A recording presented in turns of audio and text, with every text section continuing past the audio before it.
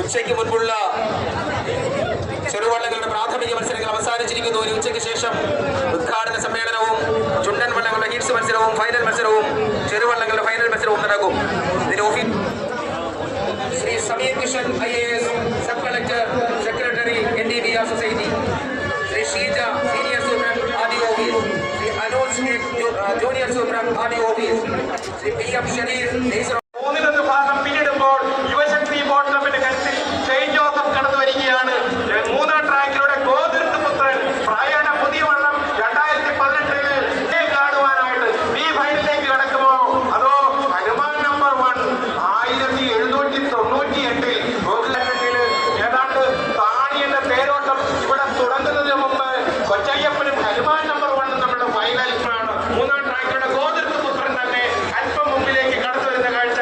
നാലാം ട്രാക്കിലെ ഹനുമാൻ നമ്പർ 1 അല്പം പിമ്പിലാണ്. 1-2 ട്രാക്ക് ഇട്ട് തുടങ്ങുമ്പോഴേക്കും വർഗവർണ്ണ വ്യത്യാസങ്ങൾ വലിച്ചെറിഞ്ഞ് സദോന്നത വൃത്തത്തിൽ ആദ്യ വരിയിൽ 16 അക്ഷരവും രണ്ടാം വരിയിൽ 13 സമുദ്രനാചാര്യയുടെ സ്ഥാനമേ ഇതാ ഫിനിഷിംഗ് പോലുള്ള മൂന്നാം ട്രാക്കിലൂടെ റോക്കറ്റ് പോലെ കട്ടുമിസൈൽ പോലെ ഫിനിഷിംഗ് കളത്തിൽ നീ പിന്നിട്ടതെങ്കിൽ ഇതാ നിനക്ക് ഇവിടെ രണ്ടാം സ്ഥാനമേ ഉള്ളൂ. ഇവിടെ സ്ഥാനങ്ങളല്ല, സമയത്തിനാണ് പ്രാധാന്യം. സമയത്തിൽ ഏറ്റവും ശ്രീമുത്തപ്പൻ പത്തിരിപ്പടക്കുമ്പുറത്തിന് ഉടമസ്ഥലമുള്ള അവരും ഒരു ഐന്യതാളത്തിൽ തുഴച്ചയൊക്കെ നിർത്തിയോ ലിഹിമാനായിട്ട് കുമ്പണക്കി ഗ്രാമത്തിൽ ഒരു പിതാവും മകന് വേണ്ടി നിർമ്മിച്ച വള്ള കാര്യത്തിൽ നന്നായിട്ട് തുടയുന്നുണ്ട്. ഫിനിഷിംഗ് ടച്ച് അതുപോലെ തന്നെ മറ്റനാട് ബോട്ട് ഞാനക്കര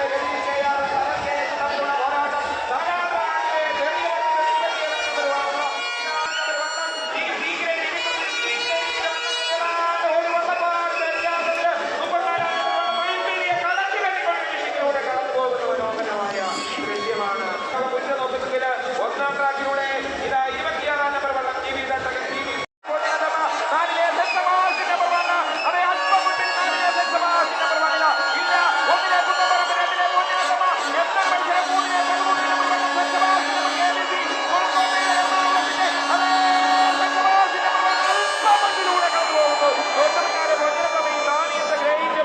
നമ്പർ വള്ളം മനോഹരമായ ഒരു ദൃശ്യം, മനോഹരമായ ഒരു ദൃശ്യമിരുന്ന് ഈ പുന്നമടയില 70ാമത് നെഹ്റു ട്രോഫിയുടെ ചെറുവള്ളങ്ങളുടെ ഇരുട്ടുകുത്തി വള്ളങ്ങളുടെ അതേ B ഗ്രേഡിലെ ഒന്നാം പാദ മത്സരം എന്തുകൊണ്ടും ഫൈനലിന് സമമായ ഒരു മത്സരം. കാണികളൊന്ന് എഴുന്നേറ്റു. മനോഹരമായ അവരുടെ ആ കൈക്കരുത്തിന്റെ പ്രതീകം മാറിയില്ല, അവരുടെ കൈത്തിറമ്പ് മാറിയില്ല, അവരുടെ മനക്കരുത്ത് മാറിയില്ല. മനോഹരമായ ഹനുമാൻ നമ്പർ 2 ഒന്നാം പാദ മത്സരത്തിൽ പങ്കെടുത്തുകൊണ്ട് പുന്നമട കായലിലെ ഫിനിഷിംഗിനായി കടന്നു പോകുന്നു.